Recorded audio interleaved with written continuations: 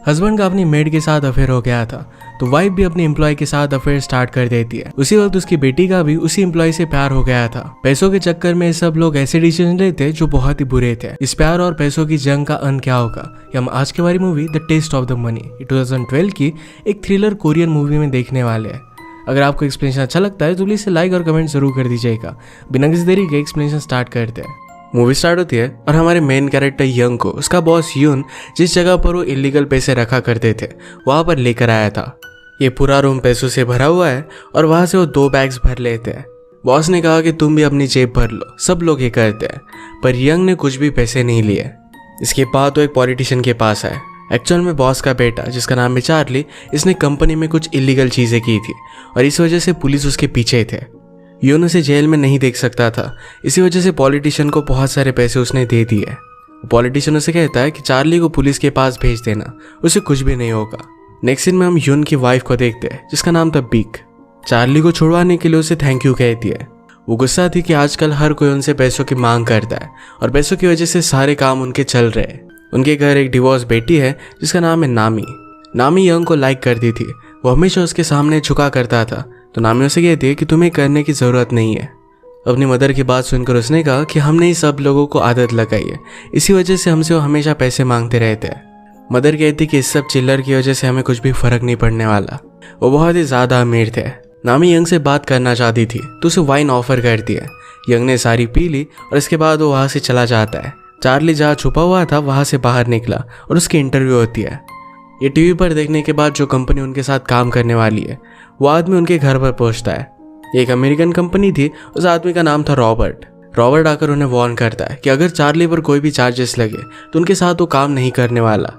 नामी उसे कहती कि कोई भी वरी मत करो, ये सब चीज़ें तो चलती रहती है, उस पर कोई भी चार्जेस नहीं लगने वाले। चार्ली घर आकर बहुत ही खुश था क्योंकि उसने 200 मिलियन की कंपनी सिर्फ 6 मिलियन में बाय की थी। रॉबर्ट उसे कहता है कि अगर अमेरिका में ऐसा कुछ करो तो हमेशा के लिए तुम जेल में चले जाओगे। चार्ली यहाँ पर कुछ भी कर सकता है, इसी वजह से कोरिया उसे बहुत पसंद है।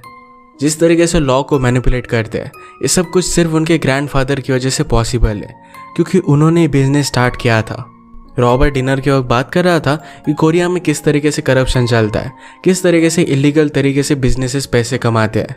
नामी सुनकर कहती कि अमेरिका ने भी इलीगल पैसे कमाए, इससे कुछ भी फर्क नहीं पड़ता। रात में रॉबर्ट कुछ लड़कियों के साथ मजे कर रहा था, ये यून ने उसे प्रोवाइड की थी।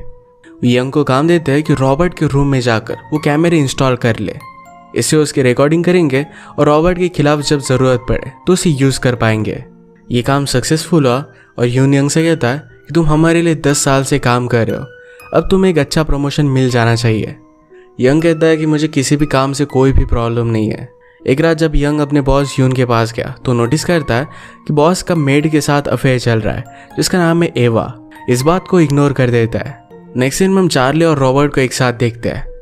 चार्ली अपने फैमिली बिजनेस से तंग आ गया था, वो अब एक ऐसा बिजनेस करना चाहता था जिसके बाद उसे अपनी फैमिली के पैसों की ज़रूरत ना पड़े। इसका सेटअप वो किसी और कंट्री में करने वाला है, पर इसके लिए भी पैसे अपने ग्रैंडफादर से वो लेगा। जिस तरीके से वो बिजनेस करने वाले थे वो इलीगल था, पर फिर भी उसे कुछ भी फर्क नहीं पड़ने वाला। इस बिजनेस के बारे में अपनी मदर बिग से वो बात करता है। मदर कहती कि यह सब करना बहुत ही रिस्की है, और ग्रैंडफादर कहते हैं कि बिजनेस में हमेशा तो रिस्क होती है। वो उसे $1 बिलियन देने के लिए मान गए थे। यंग एवा से कहता है कि तुमने मुझसे कुछ छुपाया हुआ है जो बहुत ही डेंजरस है। एवा कहती कि जब तक तुम कुछ भी नहीं बोलोगे तब तक मुझे कोई प्रॉब्लम नहीं आएगा। यंग कहता है कि तुम्हारे उसके साथ कोई भी फ्यूचर नहीं है। एवा कहती कि तुम हमारे रिलेशनशिप को जानते नहीं हो। नामी उसे उसके बच्चों के बारे में पूछती है जो फिलीपाइंस में थे। एवा की वहाँ पर खुद की मेड थी, उसका हस्बैंड हमेशा ड्रंक रहता था और इसी वजह से एवा पैसों के लिए यहाँ पर काम के लिए आई है। आज ये सब नामी के बच्चों को ट्रिप के लिए लेकर गए थे। रात में उसे सुला देते हैं और इसके बाद नामी ने यंग को हक किया। एवा कहती कि तुम दोनों की जोड़ी बहुत अच्छी लगती है। बिग को यून पर ट्रस्ट नहीं था तो उसके बेडरूम में उसने कैमरेस लगा कर रखे थे और उन्हें बेडरूम से सब कुछ वो देख सकती थी। एक दिन वो ऐसे ही बैठी हुई थी तभी उसे यून और एवा के बारे में पता चल गया। इस बात से वो बहुत गुस्सा होकर जाकर उसे कन्फ्रंट करने वाली थी, पर खुद को वो कंट्रोल कर लेती है। अगले दिन ब्रेकफास्ट के वक्त इनमें ऑकवर्ड साइलेंस था। एक कोने में वो एवा के पास गए, उसका गला दबाने की कोशिश करती है, उसे वहां से धमकी देकर चली जाती है। यून समझ गया था कि बिग को अब सब कुछ पता चल चुका है। नेक्स्ट सीन में एवा के बच्चे कोरिया आए और उनके साथ यून पिकनिक के लिए आया था। वो नामी और यंग को भी लेकर आता है। वो नामी से कहता है कि तुम्हारी मदर बहुत ही स्मार्ट है। उसे कैसे पता चला कि मेरा अफेयर चल रहा है? उसका शक तो यंग पर ही जा रहा था। यंग कहता है कि बीक हमेशा से स्मार्ट थी, पर उसका ट्रस्ट मैंने जीत लिया था। ऐसे ही मैंने उसके साथ शादी कर ली और उसके बाद मुझे सारे पैसे मिल गए। फादर के अफेयर की वजह से नामी जरा अपसेट थी, पर यून उसे कहते हैं तुम्हारी मदर ने मुझे लाइफ में सिर्फ प्रॉब्लम्स दी है, मैं सिर्फ खुश रहना चाहता हूँ। एवा भी उसे कहती है कि मैं भी सिर्फ मेरे बच्चों को एक अच्छा फ्यूचर देना चाहती हूँ। सब लोग जब घर पर आए तो यून उन्हें बताती है मुझे सब कुछ पता है। उसने सबको बाहर निकाल दिया और यंग को ही रुकने के लिए कहती है। उसे खुद के लिए बहुत ही बुरा लग रहा था कि वो इतनी दुखी क्यों है। वो यंग के पास आकर रोने लग जाती है और उसके बाद उसके साथ इंटीमेट होने लग गई। यंग डर कर उसे मना नहीं कर पाता। उसे बाद में इस चीज से बहुत घिन आ रही थी। अगली सुबह वो बिग के पास आया और कहता है कि मैं रिजाइन करना चाहता हूँ। बिग कहती कि कल रात जो हुआ वो फिर से नहीं होने वाला, हम प्रिटेंड करेंगे कि ऐसा कुछ हुआ ही नहीं। उसे सॉरी कहती है और कहती कि काम पर लग जाओ। इसके बाद उसने उसे अपने रूम में बुलाया, जहाँ पर वो सब पर नजर रखती थी। वहां पर उसने यंग को बिठा दिया। डिनर के वक्त यून को कन्फ्रंट कर दिया। यून ने कहा कि मैं हमेशा तुम पर चीट करता आ रहा हूँ। कुछ सालों पहले एक एक्ट्रेस ने सुसाइड कर ली थी, उसके साथ भी मेरी रिलेशनशिप थी। एक्ट्रेस की सुसाइड के बाद उसे बहुत बुरा लगा था। वो मानता था कि शायद वही उसके सुसाइड का रीजन है। वो जिन भी लड़कियों के साथ था वो सब उसे एक घटिया आदमी समझती थी। इस बार ये गलती वो एवा के साथ नहीं करना चाहता। उससे वो बहुत प्यार करता है और हमेशा के लिए उसके साथ वो कहीं पर जाना चाहता है। वो अपनी पोजीशन, सारे पैसे, सब कुछ छोड़कर चला जाएगा। वो अब अपनी आगे की लाइफ बर्बाद नहीं करना चाहता था। इस बात से सब लोगों को बहुत शौक लगता है। चार्ली उनसे पूछता है कि फादर हमारे लिए जो काम करते थे अब वो कौन करेगा। बिग कहते हैं कि यंग को ये सब काम पता है, वो सब कुछ संभाल सकता है। यंग के लिए एक बहुत ही बड़ा प्रमोशन था। वो उसे उसके बेस्ट एफर्ट करने के लिए कहती है। आजकल यंग नामी से जरा दूर रहने लग गया था। उसे रुकने के लिए कहती है, पर वो वहां से चला जाता है। चार्ली को पता चला कि यून इस कंट्री को छोड़कर जाने वाला है। एक बड़ा ट्रबल हो सकता था, तो बिग ने यंग से कहा कि उसे रोक लेना। जाने से पहले यून ने एवा से कहा कि कंपनी में वापस लौट जाओ, वहां पर तुम्हारी जो पोजीशन थी इसे तुम होल्ड करके रखना। नामी यून से पूछती है कि अगर आप मदर को लाइक नहीं करते थे तो उनसे शादी क्यों की। यून कहता है कि उस वक्त मेरे पास पैसे नहीं थे, पैसों की वजह से मैंने उससे शादी की थी। मैं फिर उन पैसों को स्पेंड करने लग गया और मैंने बहुत सारे मजे किए, पर इसका कोई भी मीनिंग नहीं था। फाइनली उसे बहुत खाली खाली महसूस हुआ। इसके बाद वो वहां से चले जाते हैं। नामी यंग को कन्फ्रंट करती है कि हुआ क्या है, उससे बात क्यों नहीं कर रहा, पर यंग उसे कुछ भी नहीं कहता। एयरपोर्ट पर पहुंचने पर यून पर बैन लगा दिया जाता है। वो कहीं पर भी फ्लाई नहीं कर सकता। वो एवा से कहता है कि तुम आगे चली जाओ, थोड़े दिन में मैं तुम्हारे पास आ जाऊंगा, पर एवा इसके लिए मना करती है। बिग यंग के साथ क्या करेगी इस पर उसे ट्रस्ट नहीं था। अपने बच्चों को उसने आगे भेज दिया। एक दिन यंग पैसों के रूम में गया और वहां से बहुत सारे पैसे उठाकर लेकर आता है। नामी और चार्ली वरी कर रहे थे कि शायद यून के इलीगल बच्चे हो सकते हैं। बिग कहती कि जब वो यंग था तभी मैंने उसकी वेसेक्टॉमी कर ली थी। उसे ऑलरेडी पता था कि उस पर बहुत बार चीट कर रहा है। ऐसा करने के बाद भी यंग न्यूज लेकर आया था कि एवा प्रेग्नेंट है। यून पैसों के रूम में पैसे लेने के लिए गया, पर वहां से सारे पैसे अब निकाल लिए गए हैं। आजकल जो डील चार्ली और रॉबर्ट के बीच में चल रही थी उस वजह से दंगे हो रहे थे, पर उन्हें उस बात से कुछ भी फर्क नहीं पड़ता। वो सिर्फ पैसों के पीछे थे। यून बिग की गाड़ी के सामने आ गया। उसे कहता है कि हम दोनों ने डिसाइड किया था कि हम एक दूसरे को तकलीफ नहीं देंगे, मुझसे ट्रैवल बैन हटा दो। बिग कहती कि तुम दोनों घर पर आ जाओ, कोई भी प्रॉब्लम नहीं होगा। अगर तुम नहीं माने तो स्ट्रीट्स पर अकेले ही मरोगे। यून भी अब उसे अपोज करने का डिसाइड करता है। उसने चार्ली ने जो भी किया था इस सब के बारे में पुलिस को बता दिया और पुलिस उसे अरेस्ट कर लेते हैं। इस वजह से रॉबर्ट और उसके बीच में जो डील हो रही है इसमें प्रॉब्लम आ सकती थी। इस बात से बिग बहुत गुस्सा हो गए। बिग के फादर उसे पूछता है कि तुम्हारा हस्बैंड कहाँ है। बिग उन्हें सब कुछ सिचुएशन बता देती है। अब ग्रैंडफादर ने सब कुछ हैंडल करने का डिसाइड किया। उन्होंने यंग को एवा को ढूंढने के लिए कहा। चर्च में उसे ढूंढ लेता है और उसका पीछा करता है। रात में वो कुछ लेने के लिए बाहर चली गई। यंग को लगा था कि यहाँ पर गुंडे यून को उठाने के लिए लाए गए, पर वो एवा को उठाने के लिए थे। ये बात रियलाइज कर उसे बहुत ही गिल्टी लगता है। जो भी चल रहा था ये सब कुछ उसे खाया जा रहा था। पैसे लेकर भागने का भी उसने कंसिडर किया। नेक्स्ट में हम डायरेक्टली एवा की डेड बॉडी देखते हैं। ये देखकर यून को बहुत तकलीफ हुई।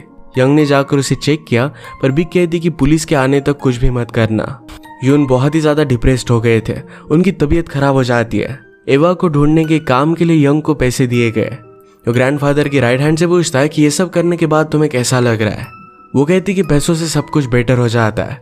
वो उसे गुस्से में निकल जाने के लिए कहता है। जो भी हुआ इसके बारे में नामी ने बिग को कन्फ्रंट किया। वो कहती कि जब मैं छोटी थी तो मेरी एक नैनी जल गई थी, क्या वो भी तुमने ही किया था? बिग कहती कि मुझ पर कोई भी इल्जाम मत करो, वैसे भी एवा का जी कर कोई भी बेनिफिट नहीं था। इसका मतलब है ये सब कुछ बिग ने ही करवाया हुआ था। यंग बहुत गुस्से में है और वो ट्रबल क्रिएट कर सकता है, इस वजह से ग्रैंडफादर के आदमी उसे उठा लेते हैं, एक जगह पर लेकर गए और उसका दम घुटने लग गए। इसके बाद उसे बहुत मारते हैं। वो कहते कि कुछ भी करने की कोशिश मत करना। वो बहुत अपसेट होकर घर पर आया तो उसके घर के बाहर नामी थी। वो उसे सब कुछ बता देता है और कहता है कि हम लोगों के साथ ये सब होने नहीं दे सकते। नामी भी इस बात से एग्री करती है तो यंग उसे हेल्प करने के लिए कहता है। आजरा तो उसके साथ इंटीमेट होना चाहती थी पर यंग ने उसे मना कर दिया। रॉबर्ट अपनी डील को लेकर जरा वरीड था पर बिग उसे कहती है कि यून अब वापस आ चुका है, अब सब कुछ ठीक हो जाएगा। रॉबर्ट उसे कहता है कि यून की वजह से कोई भी प्रॉब्लम नहीं थी, सारी प्रॉब्लम चार्ली ही था। ये डील वो आगे बढ़ा सकते हैं अगर चार्ली जेल में ही रहता है।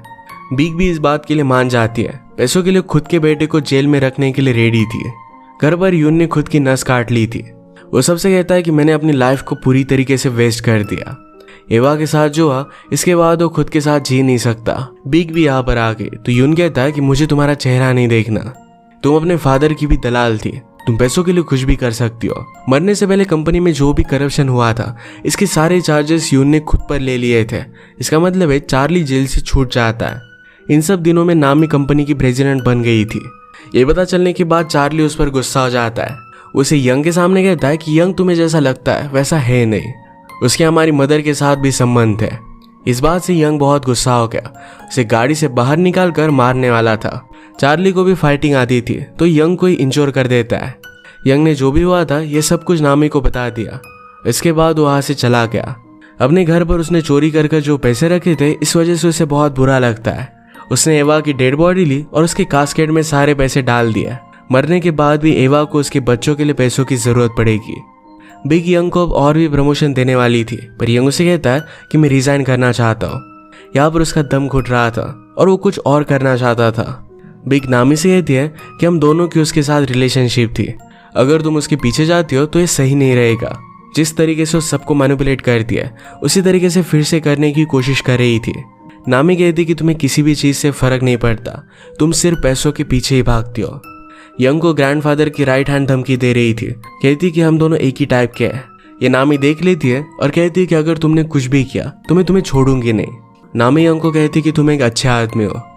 ये सुनकर उसे अच्छा लगा पर वो मानता नहीं था। उसे हक कर वहां से चला जाता है। यंग फ्लाइट लेकर जब जा रहा था तो नामी उसके पास आ गई। वो कहती कि तुम्हारे और मदर के बीच में जो भी हुआ था इसके बारे में मुझे पता चला। उसने तुम्हें फोर्स किया था, इसमें तुम्हारी कोई भी गलती नहीं थी। वो उससे प्यार करती थी और उसी के साथ रहना चाहती थी। उसे यहीं पर किस कर लेती है। वो फ्लाइट के बाथरूम में चले गए और वहीं पर इंटीमेट हो गए। इसके बाद वो दोनों एवा की कॉफिन लेकर उसके बच्चों के पास आते हैं, उन्हें एवा के बारे में बताते हैं और सारे पैसे देकर वहां से चले गए। एवा अपने बच्चों के लिए सब कुछ कर रही थी पर उसे एक बहुत ही हेवी प्राइस पे करनी पड़ी। ये सब देखकर यंग और नामी को भी बहुत तकलीफ होती है। ये मूवी हमें दिखा कर जाती है कि पैसों की ग्रीड किस तरीके से लोगों को करप्ट कर देती है। इसी के साथ ये मूवी एंड हो जाती है। अगर आपको एक्सप्लेनेशन अच्छा लगा तो प्लीज़ इसे लाइक और कमेंट जरूर कर दीजिएगा। बहुत सारी मूवीज़ लेकर आता रहता हूँ तो प्लीज़ चैनल को सब्सक्राइब कर दीजिए और बेल नोटिफिकेशन आइकन दबाना मत भूलिएगा। हम फिर से मिलेंगे और एक नई मूवी के साथ। तब तक के लिए थैंक यू और आप अपने आप का ख्याल रखिए।